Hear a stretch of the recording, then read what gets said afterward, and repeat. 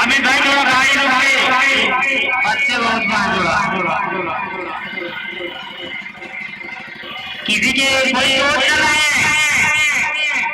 दादाजी दादाजी आ जाएगा पैसा मत देखिए